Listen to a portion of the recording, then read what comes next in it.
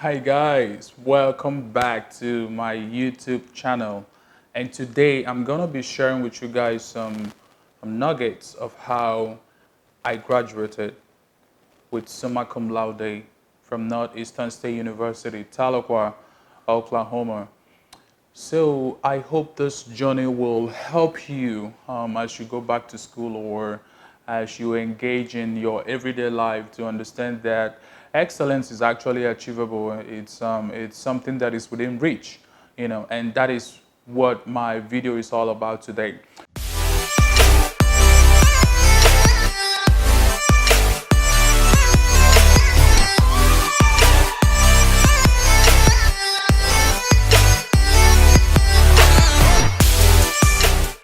So, brief history of my academic journey. Um, I went to a school in Nigeria called Dennis Memorial Grammar School, and God helping me, I was able to achieve some academic excellence over there. But I wasn't the most brilliant student. There were people that were just ahead of me, and it was a healthy competition. I competed with them, and they competed with me, and together we made ourselves better. And that happened also when I went to Federal University of Technology, Owerri. Almost everybody in the room were just better than me in some way, and I had to sit down and learn from them. So now the study mentality that I had coming from Nigeria actually they propelled me to achieve academic excellence here. So one thing that I came to realize real quick was that it was super easy to make it with the American system, educational system structure. It was super easy for any student who is dedicated to his or her study to make it. But even at that, achieving the top 5%, achieving the top 10% of your class will require some level of excellence and some level of dedication from you if that is what you desire. I always come up with this concept, input versus output. So what do you put into your studies, and that is what you're going to get out. So garbage in, garbage out, quality input, quality output. And so I'm going to be taking you guys through this journey. So when I first came here, I I had this mentality that if I don't make it here, there is no other place that I'm going to make it. So I was studying with great intensity. I was studying with great determination.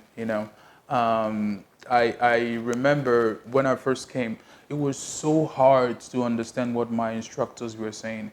It was super hard to grasp and understand the concepts they were discussing in class. So what that made me do, I had to compensate the hours that I didn't understand what they were saying by studying. So I spent literally most of my days in school, in the library studying. When I was in Brookhaven College, I did graduate with 4.0 GPA there. But because I had a scholarship, I had a full tuition scholarship, I decided to stay for additional 1 year, just to finish up my scholarship. So I was able to complete my whole studies in 2 years and was ready for university, but I stayed another 1 year. And within that 1 year, I took random classes. I was just taking classes from here and there. I did get 1B, and that 1B was 89 over 100. So I was just 1 point from getting an A. So I did graduate with summa cum laude from my Brookhaven College experience, and also I moved over to Northeastern State University, and this is where I concentrated in finance. So I took financial courses and was able to get good grades from there. Let me show you guys a copy of my transcript. So I'm going to be showing you guys a copy of my transcript and also log into my student portal. As you can see, that's my name right there. Umeo Jacob Chukwuka John. bachelor's in business administration. My major was in finance, and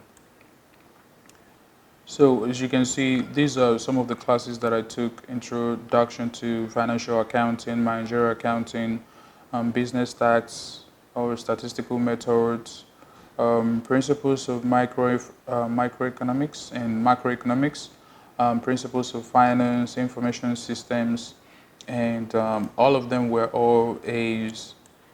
Um, Business Strategy and Policy. This was one of the hardest class that I ever took. This particular class right here. It was a very, very difficult class because it incorporated a whole lot of things. Um, so these were courses that I took. They were required for my major as a finance student. And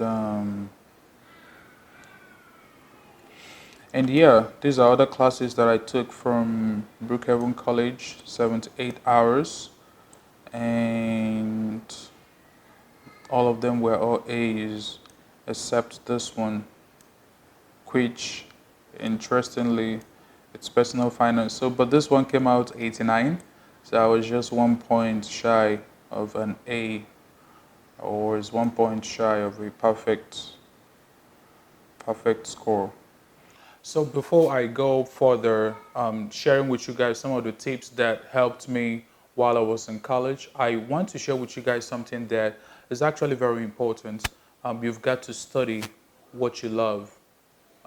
When you study what you love, that is where you are most creative, and that is where you are most passionate, and that is where you can be able to generate as much energy that is needed to accomplish anything that you want in that particular field. So study what you love. I, I, I went through a series of personal examination before I came to a conclusion that finance was the field for me. You know, for instance, when you want to choose a career or choose a course that you want to study in school, you have to make sure that number one, you have the skill set for it. By skill set, I mean your skills align. What are you skillful in? Do you like working with Excel? Are you good in math? Do you like observing things? You have to make sure you know what your skill sets are. And number two, what are you passionate about? What are you passionate about? You see, I am very, very passionate with people's standard of living. I'm passionate with how people make use of their money. I am passionate with how people store their money and how people invest their money. So with that, I was channeling my career and my course of study to something related to what my passions are. And number three, you have to make sure that there is a market demand for what you want to study. Now, this is an area where people just go off the chart and just choose a career just because there is a market demand. Before I came to that conclusion that I wanted to do finance, I had other career options before me, and number one was nursing. I knew that there was market demand for it, but I didn't have the skill set, neither did I have the passion for it. So gone in there, yes, I might become rich, right? But I'm going to burn out, because my skill set is not in there. So if you think about three big circles, so one is your passion, one is your skill set, and the other one is market demand. Those three circles must have to intersect. And wherever they intersect, that is the place that you need to be researching on what courses, what careers are at that point of intersection. And that is what you should study, and that is what you should spend the rest of your life doing. Getting down to how I was able to make it in school. I just want to remind you guys that excellence is achievable, it's attainable, it's obtainable, and it's within reach for you and I if you can be able to cultivate the habit that is necessary for it. Number one, number one, you have to make use of your academic advisors. I do not suggest people to just go online and register the classes themselves. I understand that situations might be different and you might have to register. And I'm going to show you what you can do in that situation. But if you can, go through your academic advisors, have them interview you and register the classes for you. The reason why I'm saying this is because they have a tribal knowledge of the school. They they interact with so many students and they can tell you, oh, this teacher is hard. Oh, that teacher, you might want to be careful with her or make sure you study hard. They give you some pointers as to the instructor that you're going to be taking his or her class. Make sure you make use of them because they are very pivotal to your success and your journey to a Summa Cum Laude country. All right. The next stuff I want to talk about is make use of ratemyprofessors.com. Assuming that you are running out of time or academic advisors are super, super busy, you have to go through ratemyprofessors.com. And in this site, you have to type your school, um, research the instructor that you're looking at registering for their classes, and see what the other students that have taken their classes before are saying about the same instructor. Some people try to overlook this, but no, it's going to bite you at the other end because there are just instructors that are really hard. They just set their classes just hard. They want students um, to invest a whole lot of time for little grades in that class. You know, I've had instructors that are so gracious with their grades. They'll tell you, if you study my notes, if you come to class, if you do this, I'm going to give you a curve when the time comes. So get to know your instructors. Guess what? The instructors are the people that are going to give you the grades. They are the people who are going to give you the grades. So the sooner you get to know them, the better for you. And in getting to know your instructors, make sure that you are always in class. Make sure that you come to class, except if something beyond your control happens. So try to be in class. Try to establish your presence in class. One thing that I do that really helps out a whole lot is I try to establish my presence in any class that I go to. And I know some people might say, "Oh, that's for extroverts," or I'm not super people loving like that. No, registering your presence in the class doesn't mean that every student has to know you're there. You know, but the instructor must know that you are in her class. Sometimes you might need to pay your instructor a visit. Introduce yourself. Say, "Hey, I'm in your class. I just want to say hi.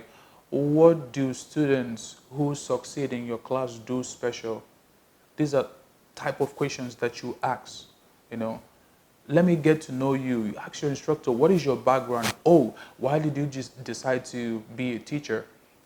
These are some personal questions that will open them up and they start sharing. How long have you been in this school? What has been your success story? Just ask great questions that will lead to great conversations and get to know your instructors. The reason for this is because days might come where you have to leverage that relationship you've built to accomplish something. Assuming you are not able to attend a class or attend the class before an exam, you need to know, you need to already have a relationship that you can leverage to tell your instructor, hey, is there any way I can get some notes, or is there any way I can do this or do that? So days will come when you need that relationship that you've built. So the sooner the better for all of you guys. So get to know your instructors. In my through my years, in school, I've got students who even bring donuts to class, bring food and some stuff to class. Not to gain favor, but these things make you stand out. For myself, I ask a lot of questions. I ask questions in class. There's a probability that the questions that I have asked in class, another person is thinking about it but doesn't know how to ask it. So I always make it a point of duty to ask questions in class. And by that, by me leading interactions and leading conversations in class, it helps me to stand out. It helps me to distinguish myself, in classes. So another nugget that I want to discuss with you guys is that your syllabus. Your syllabus contains the secret of your success in each class that you're going to take.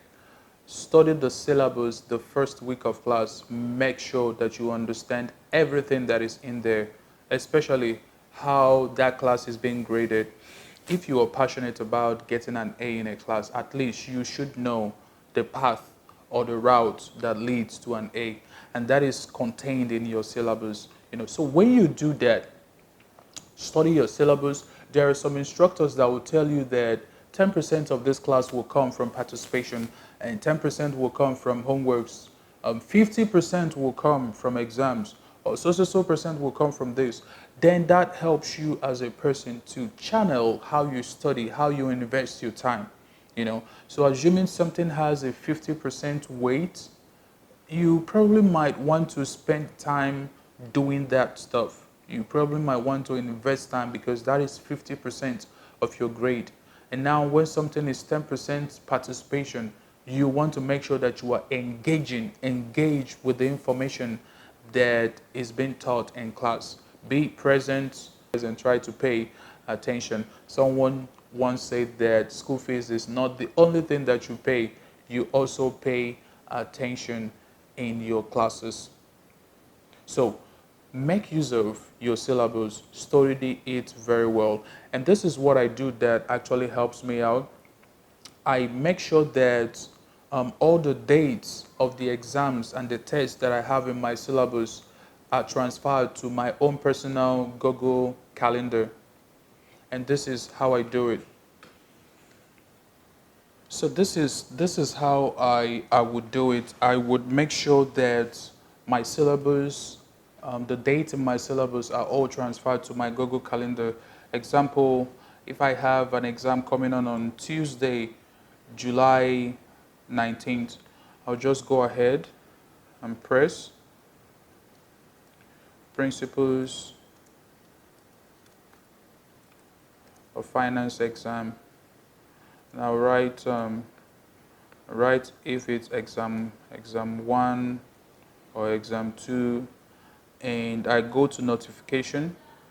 I try to tell it to notify me. First of all, I choose the time of the exam. Then I tell it to notify me one day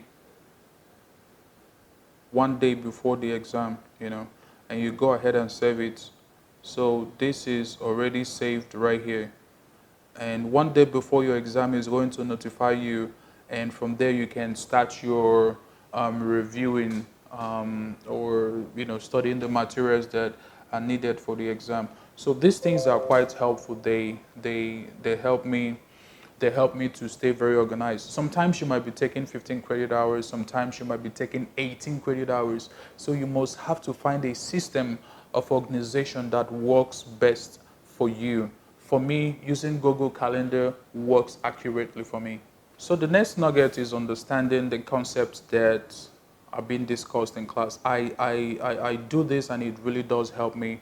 I go to class every day and I try to read what will be discussed in class beforehand. So usually some instructors will give you like a PowerPoint or give you like a handout to study. So I try to study those handouts before I go to class, and that helps my assimilation. It helps me to ask better questions, when I get to class. And also make sure that when you go to class, you start forming connections with classmates that are in the class already. These relationships are very beneficial because they would help you in the days maybe something happens and you're not in class. Then you need to find somebody that has a note of anything that was discussed in the class. Find someone who usually is smarter than you. Build that bond, get to know how they study, get to know their backstage, what they do in the backstage, and get to understand how you can improve yourself. So intermingle, interact with people who are smarter than you, get their phone numbers, connect with them on Facebook, ask them questions, and also that study group will help you a whole lot, through your journey in school. Another nugget that helped me is creating your own environment. Creating your own environment is actually very, very unique. Most times when you get into your house, you just want to sleep, right? Because the psychology around your house has the environmental psychology around your house has been conditioned to make your body feel relaxed, to distress whenever you enter your house. So I had a situation whereby I had my bed and also my reading desk in the same room. And that semester, I struggled a whole lot to study. Why? Because my reading desk and my bed were in the same room. So I will be studying and I will go through a equation that is really hard and I'm not coming up with the answers. Then all of a sudden my mind would be like, oh, why don't you just go and sleep? Maybe 30 minutes the answers will come. In 30 minutes time the answers are not coming and I am super tired. 4 hours later the answers are not there and my homework is not done. So I had to develop this concept. Either I now moved my reading desk to another room and started going to library. So you have to create your own study environment. Don't put your bed and your reading desk in the same room. To some people it might work to some an extent, but people like me, it does not work for people like me. So another nugget that it's really vital is to monitor your grades. Monitor your grades, reevaluate your grades. Every test that I take, I reevaluate my grade and just calculate how much I need to get to an A. I always monitor my grades because you never can tell what people are going through, especially your instructors, and they might make a mistake in your grades. Monitor those grades. There was this instance, the first test that I ever wrote in my life, and I got a D. I was like, wow, I was shocked. So what I did, I emailed my instructor. I was like, ma'am, your test is super hard, especially for people that are taking online classes, you know. So she wasn't forthcoming. Then I emailed the whole students in the class. I was like, what were you guys' experience about this test? And people were like responded, oh, I got a B, I got a D, I got a C, I got an F. And so it seems like there was mass failure in the class. So I now emailed the instructor back. I was like, a whole lot of students are complaining that your test, was hard. What can you do? Is there an extra credit opportunity you can give us to make up for our grades? Because me, having a D in that class means that I can only pass with a D. I think I had a B in the first test, and this second test I had a D. So there was just technically no way I could get to an A in that particular class. So after doing this campaign, and she now, because of the pressure I mounted on her, she now scrapped off that test and asked us to write another test. Then in the second test that she gave us, I got a B in that class. So I now have two Bs. And I know that if I could study very hard and do some other extra credit opportunities, that can bump my grade to an A. So what happened later on was I now looked at those questions and went back to my textbook and figured out that most of the questions actually came from textbook. So I now changed my study habits to focus on where the questions are coming from. And from there, I got an A in the class.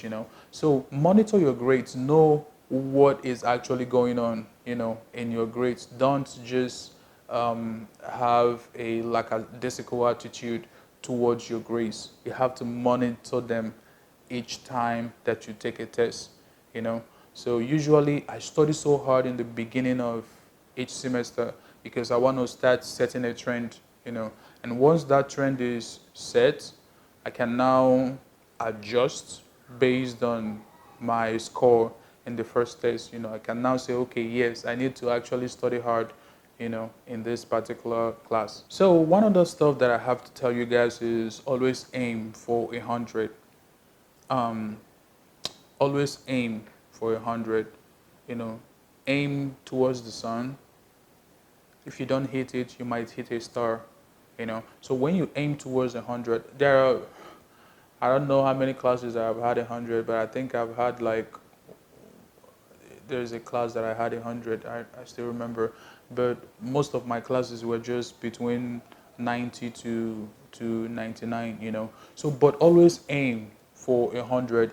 That will help you to channel yourself to actually be the best in the class. So when you write each test, always aim to get all of the points. It is possible. You just have to be a different person. Ask yourself, who do I need to be to get an A in this class?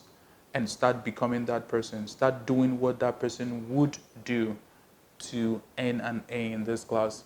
Above all, I just want to inspire you guys and tell you guys that excellence is actually achievable. It's something obtainable. As an immigrant, I was able to achieve all of this, get Summa Cum Laude first class in America. Just wanted to inspire you guys that it's possible. You can get that perfect grade that you want in your class. And hey, if this channel has been of value to you, I would want you to subscribe to my channel. I want you to like and comment below. That will really help my YouTube algorithms. And I hope to be releasing some valuable videos for you in the near future. Thank you guys for watching.